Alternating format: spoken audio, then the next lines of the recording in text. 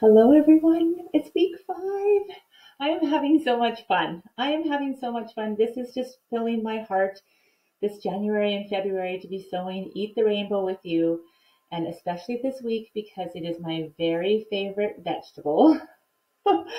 It is corn. We are doing the corn block. My name is Jennifer Long from Sew a Story. I'm a Rodney Blake Designs fabric designer. This fabric collection is called Country Life. It came out in October 23 with Riley Blake, and this right now we are doing the Quilt-Along for the Eat the Rainbow quilt. So grab the pattern. You can sew a block, you can sew few, you can mix and match. There's a video for each block. We're talking through each one of them here, and we're also sewing along and just cheering each other on. So thank you so much for being here. Let's talk about this corn block.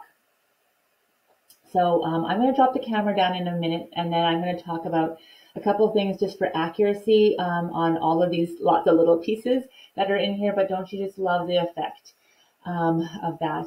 And yeah, it's just going to be just so wonderful to see everybody's corns come together.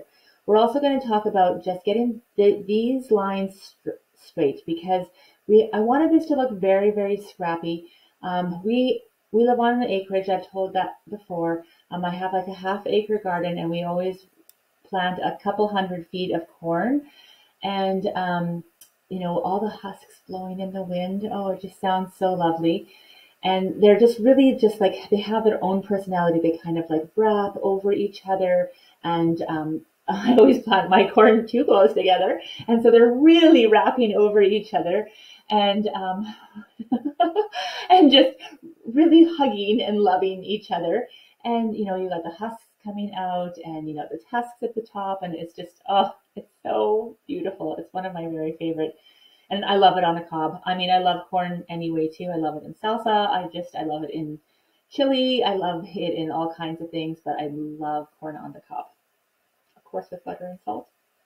But anyways, let's drop the camera down and we'll talk about the sewing before we get too hungry here. Okay, let's do that. Okay, so let's just talk through all the cuteness in this block here. So let's start off with cutting. So if you take your pattern, it's on page 18, you can cut. Now, we have allocated all of these pieces because some people really want to make sure that this skew is here and this skew is here and have it exactly how I've designed it, which is awesome. So you can just follow along here.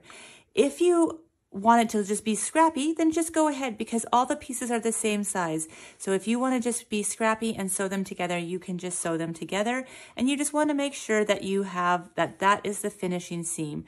Because there's so many pieces here, your 1/4 inch seam, we really want to make sure that your finish size is what it says. If you are out by a 1/16 of an inch over 1, 2, 3, 4, 5, 6, 7, 8, 9, 10, well, that's almost 3/4 of an inch difference, right? That's just 1/16 difference. So, so just be wary of that with your seam allowance, and it's okay. You can just trim. I would just maybe trim down below. I would leave the top as it was, but if you kind of have it a little bit bigger, I would trim it down low before you put these 2 stitch and flips on.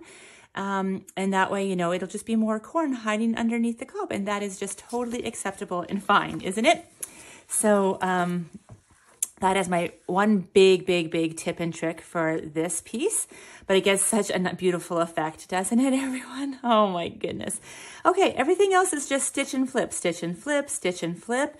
There is a little bit of matching that has to happen here and here. So just use our pinning technique that we've talked about in previous videos. So if you remember, we just flip over here, and I call it my 2 pinning point technique. So I put it through this seam and then through this seam here. Oh, sorry, it's over here. It's hard to do when it's already sewn. And then you take your second pin. So this is showing me exactly where I need to sew. You can see my stitch line is right there, but this one will actually hold everything from shifting. So this is my stabilizing pin, but this is my North Star pin, the one where I want my sewing needle to actually go right directly in that hole. And the reason why I do the 2 pin method is because this way, this one will shift over. If you pull that over, it just does sometimes a slight, again, 1/16 of an inch or the width of your pin over. And we're just, if you're concerned about that, then I use the 2-pin method. Otherwise, it's stitch, stitch, stitch, and then you just trim up your block at the end, and you get this adorable corn block. So now, I would love to see one. If someone does this, oh my goodness, please post it on social media. Wouldn't it be great to see one with all of the different color kernels in there? Oh, like a rainbow corn. Someone please sew one like that and share it with me. Okay. Okay, now after all this corn talk, well, first of all, I am so excited. So I just wanted to tell you face to face here, please someone sew this with all of the colors and share it with me. Oh my goodness, share the photo with me. Oh my, I can't wait to see that. It's going to be so darling, but I think I need to go eat because this is making me hungry. I told you how much I love corn, and I'm going to go grab something to eat with some corn in it if I can find. So thank you so much for being here. Again, we've got a couple more weeks left of the Eat the Rainbow Quilt-Along and some other great fun things happening right behind it. It is having time for my next collection to come out. So in February, if you haven't heard, To Grandmother's House is coming out. I'll speak more on that as the weeks come. It hasn't started shipping just yet, I don't think, so, but it's coming. And we have lots of great things planned with To Grandmother's House. So I hope you can join us. But a good way to make sure you don't miss on any of the fun is to like this video, subscribe to this YouTube channel, please. And then also come on over to the website, sign up with your email for, we do not spam you, I promise. We send a weekly email and it always has like the weekly videos that we do. It has new patterns. We're constantly coming out with new craft patterns, new quilt patterns. Every month in our Makers Club, we at least have those two.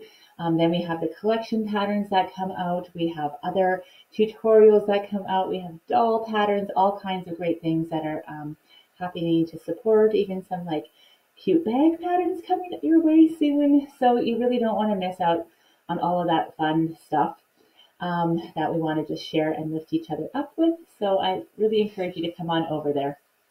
You can follow and or tag me if you have your pictures of your corn block, the ones I really want to see. So I want to see all of them, but please share these ones. Please tag me. Instagram is sewastory_Jennifer Long, and everywhere else is Sew a Story. So thank you so much for being here and sewing this Eat the Rainbow story together with me. I hope you have a lovely week, and I'll see you again next week. Same time, same place. Bye for now.